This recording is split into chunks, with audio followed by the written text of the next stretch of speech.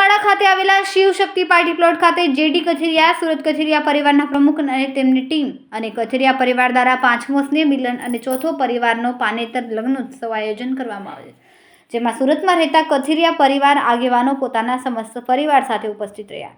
ત્યારે આખા ગુજરાતમાંથી કથિરિયા પરિવારના આગેવાનો જે મોટી મોટી પોસ્ટ ધરાવતા હોય, બિલ્ડર હોય, ઉદ્યોગપતિ હોય, એ તમામ આજરોજ સુરત ખાતે આવીને આ સ્નેહ મિલન સમારોહમાં પોતાનું યોગદાન આપ્યું.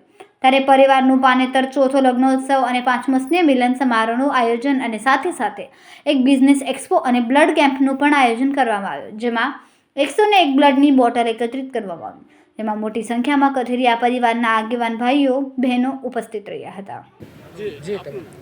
મારું નામ જેડી કથિરિયા અને હું સમસ્ત કથિરિયા પરિવાર સુરત દ્વારા હું પ્રમુખ શ્રી છું અને મારી સાથે અત્યારે મારી કમિટી છે. આજનો કાર્યક્રમ અમારો 5મો સ્નેહ મિલન અને ચતુર્થ સમૂહ લગ્ન છે અને આ કાર્યક્રમની અંદર 7,000 થી 8,000 લોકો જોડાઈ રહ્યા છે.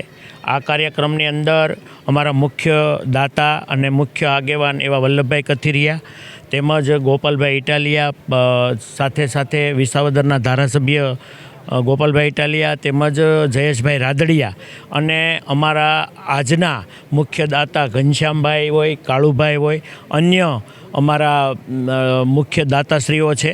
અને સાથે સાથે અમે અહીંયા 7,000 થી 8,000 માણસોની રસોઈની પણ વ્યવસ્થા કરીએ છીએ. સમગ્ર કથિરિયા પરિવારને તમે શું સંદેશ આપો?